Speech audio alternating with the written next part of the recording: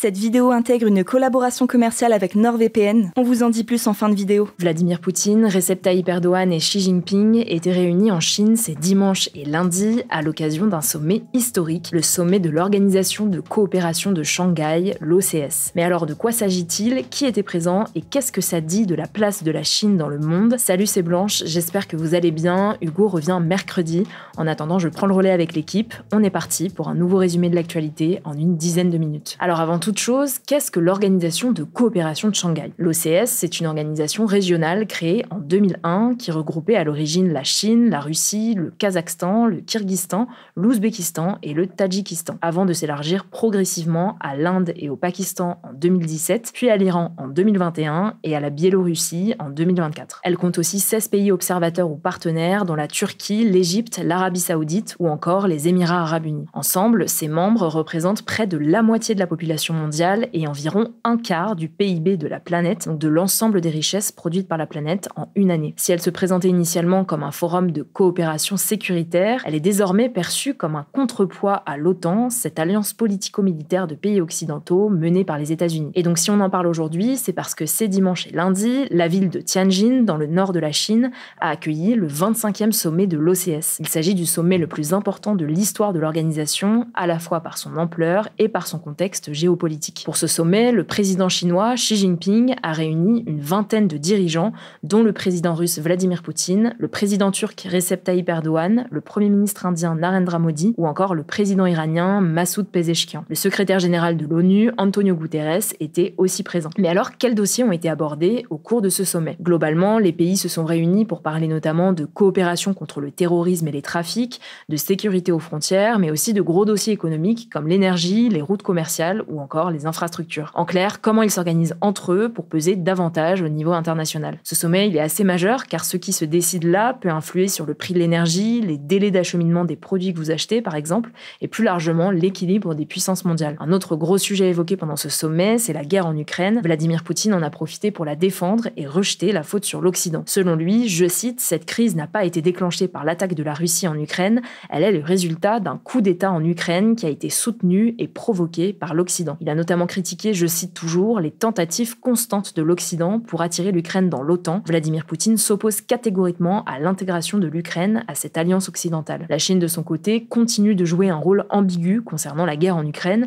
D'un côté, elle est un partenaire essentiel pour la Russie. Elle est d'ailleurs accusée par l'Union européenne de fournir une assistance technologique et matérielle à double usage qui permet à la Russie de maintenir et de renforcer son effort de guerre. Des équipements à double usage ne sont pas des armes en tant que telles, mais peuvent avoir des applications militaires. Ça peut être des puces électroniques ou des technologies de drones, par exemple. Mais de l'autre côté, la Chine affirme publiquement sa neutralité dans le conflit. En fait, le gouvernement chinois ne souhaite pas trop s'engager dans le conflit pour ne pas être victime de sanctions des pays occidentaux. En tout cas, Vladimir Poutine devrait s'entretenir avec Xi Jinping ce mardi. Et justement, sur le volet diplomatique, ce sommet est aussi un moyen pour la Chine de se présenter comme une puissance stable qui peut être une alternative aux pays occidentaux. Lors du sommet, le président chinois Xi Jinping a dénoncé la mentalité de guerre froide de l'Occident et a appelé à l'unité face aux actes d'intimidation. L'idée, c'est de présenter la Chine, mais aussi la Russie, l'Iran, de nombreux pays d'Afrique, d'Asie et d'Amérique latine comme une voix collective capable de contrebalancer l'influence occidentale. Pour renforcer cette image, la Chine multiplie les rencontres avec les dirigeants du monde, que ce soit lors du sommet ou à d'autres occasions,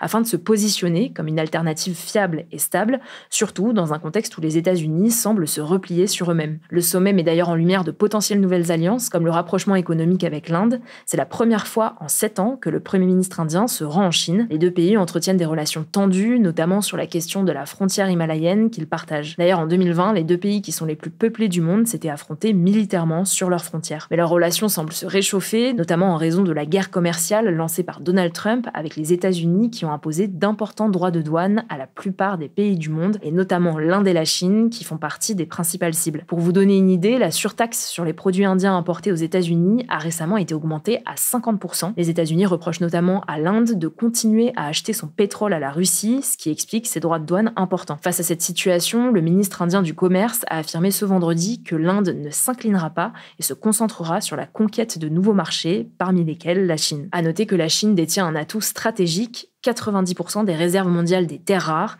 qui sont indispensables aux industries de pointe et aux batteries. Une réouverture de ce marché à l'Inde serait un coup dur pour les États-Unis et un pas important dans la normalisation des relations Chine-Inde. En plus de renforcer ses liens avec l'Inde, la Chine entretient également une certaine proximité avec la Corée du Nord. Le dirigeant nord-coréen Kim Jong-un se rendra à Pékin, la capitale chinoise, le 3 septembre pour le 80e anniversaire de la victoire de la Chine sur le Japon à l'occasion d'un grand défilé militaire. Il s'agit de la première visite de Kim Jong-un en Chine depuis 2019.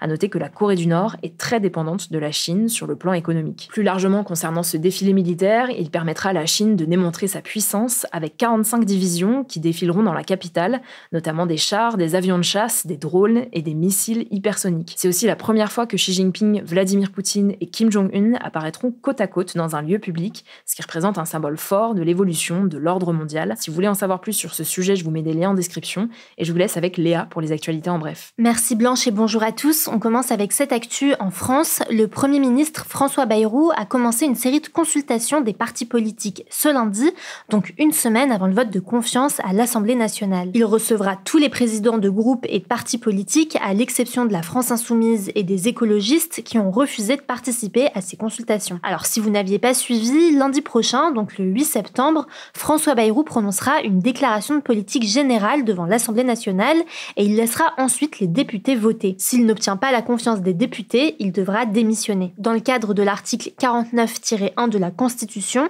la norme suprême en France, tous les députés présents devront voter, ils pourront voter pour, voter contre ou s'abstenir. Et donc ces consultations, elles ont pour but de convaincre en quelque sorte les différents groupes politiques de lui faire confiance, même si pour certains, sa chute est déjà actée. En tout cas, ce dimanche, François Bayrou a de nouveau défendu sa position lors d'une interview aux 4 chaînes d'information en continu, estimant notamment que l'enjeu de ce vote n'était pas, je cite, le sort du Premier ministre, mais celui de la France. Deuxième actu, en Afghanistan, au moins 800 personnes sont mortes et plus de 2700 ont été blessées après un puissant séisme de magnitude 6 dans l'est du pays, suivi d'au moins 5 répliques ressenties à des centaines de kilomètres selon le gouvernement taliban. Les provinces de Kunar et Nangarhar sont les plus touchées, avec plusieurs villages entièrement détruits. Les équipes de secours poursuivent les recherches de survivants et des hélicoptères évacuent les blessés vers les hôpitaux. L'Afghanistan, qui est situé à proximité de la chaîne montagneuse de l'Hindoukouche, où se rencontrent les plaques tectoniques eurasiennes et indiennes, est régulièrement touché par des tremblements de terre. Cependant, le séisme survenu cette nuit était particulièrement intense. Les secousses ont été ressenties pendant plusieurs secondes à Kaboul, la capitale, ainsi qu'à Islamabad au Pakistan, à 370 km de là. En tout cas, cette catastrophe, la plus meurtrière dans le pays depuis 2022, aggrave une situation déjà très précaire sur le plan humanitaire. À noter qu'en 2023, à Hérat, à l'autre extrémité du pays, un autre séisme d'ampleur avait touché l'Afghanistan. Plus de 1500 personnes avaient été tuées et plus de 63 000 habitations avaient été détruites. Troisième actu, je voulais qu'on fasse un point sur la situation en Indonésie qui connaît depuis une semaine maintenant des manifestations violentes qui ont fait au moins 3 morts. En fait, ça fait des mois que le mécontentement se fait sentir dans le pays et tout s'est accéléré la semaine dernière. Lundi, plusieurs centaines de manifestants se sont rassemblés devant le Parlement pour protester contre de nouveaux avantages financiers accordés aux députés. Jeudi, de nouvelles manifestations ont eu lieu avec des centaines de personnes protestant toute la nuit contre les bas salaires. Et lors de cette manifestation, une fourgonnette de l'unité paramilitaire de la brigade mobile a écrasé et tué un conducteur de mototaxi de 21 ans. La diffusion des images de sa mort a déclenché une vague d'indignation envers la police sur les réseaux sociaux et marqué un tournant dans le mouvement de protestation. La capitale Jakarta, ainsi que plusieurs villes, y compris sur l'île de Bali, sont touchées par des émeutes. Alors face à ça, le président indonésien a dénoncé ce dimanche des actions, je cite, qui relèvent même de la trahison et du terrorisme. En tout cas, les autorités françaises ont mis en garde les Français actuellement sur place ou qui prévoient de se rendre en Indonésie. Quatrième actu, on va parler cette fois-ci du Yémen, puisque l'ONU a annoncé l'arrestation d'au moins 11 de ses employés par les rebelles Houthis. Les Houthis, on en parle depuis plusieurs mois sur ce format, c'est un groupe rebelle basé au Yémen donc, et qui est en guerre civile depuis 2014. Dans cette guerre, qui a fait des centaines de milliers de morts, il y a d'un côté le gouvernement yéménite, qui est soutenu par l'Arabie Saoudite, et de l'autre, les Houthis, qui sont soutenus par l'Iran. Les Houthis contrôlent une grande partie du Yémen, dont sa capitale. occidentales. Ils soutiennent notamment le Hamas à Gaza. À noter que ces arrestations ont lieu une semaine après la mort du chef du gouvernement des Houthis, Ahmad Ghaleb al-Raoui, et de plusieurs de ses ministres, ce qui a suscité la colère du chef des rebelles au Yémen. Les Houthis affirment qu'ils auraient découvert un réseau d'espionnage américano-israélien opérant sous couvert d'organisation humanitaire, une accusation que l'ONU rejette fermement. En tout cas, le secrétaire général de l'ONU, Antonio Guterres, a condamné fermement, je cite, les détentions arbitraires le 31 août d'au moins 11 membres du personnel des Nations Unies par les autorités Houthis de facto au Yémen dans les zones sous leur contrôle. Cinquième actu, l'avion à bord duquel voyageait la présidente de la Commission européenne, Ursula von der Leyen, a été victime d'un brouillage GPS à son arrivée en Bulgarie ce dimanche. Alors, en l'occurrence, ce sont les services de navigation de l'aéroport de Plovdiv en Bulgarie qui ont été victimes du brouillage. Concrètement, tout le GPS de la zone de l'aéroport s'est éteint, ce qui a conduit le pilote de l'avion à atterrir à l'ancienne, en quelque sorte, donc avec ses cartes. En tout cas, son équipe a affirmé que la Russie était soupçonnée d'être derrière cet acte, mais on n'a pas plus de précision pour le moment. À noter que l'autorité bulgare des services de la circulation aérienne a déclaré aux médias américains Financial Times qu'elle constate une augmentation notable des cas de brouillage GPS et récemment d'usurpation d'identité. Et on termine avec cette actu. Dès la rentrée, un cours de sensibilisation aux dérives mafieuses sera donné aux collégiens en classe de 4e de Corse, une première en France. Il devrait ensuite être enseigné aux 3e, seconde, première et terminale en Corse, mais la période où se déroulera ces cours n'a pas été précisée. Concrètement, il y aura 16 heures de cours dans l'année qui serviront de prévention et d'éducation pour limiter l'influence des réseaux criminels dans le département. Ce sont les enseignants d'histoire géo ou d'enseignement moral et civique qui seront chargés de ces cours. Cette mesure vient de l'Assemblée de Corse qui a élaboré un rapport intitulé « Lutte contre les dérives mafieuses, 30 mesures pour une société corse libre, apaisée et démocratique ». Il faut savoir que la Corse détient le record du nombre d'homicides en France rapportés à la population.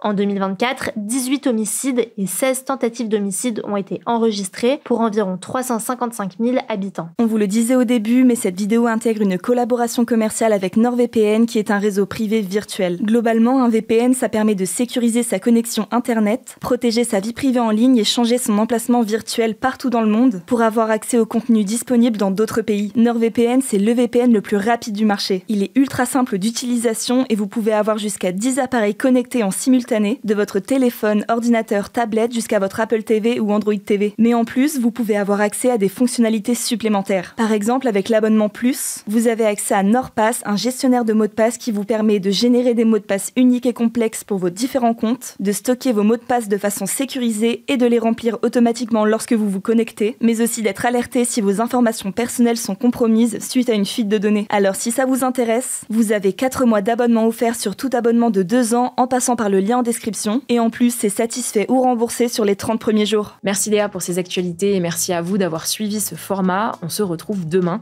Prenez soin de vous, prenez soin de vos proches et je vous dis à plus tard.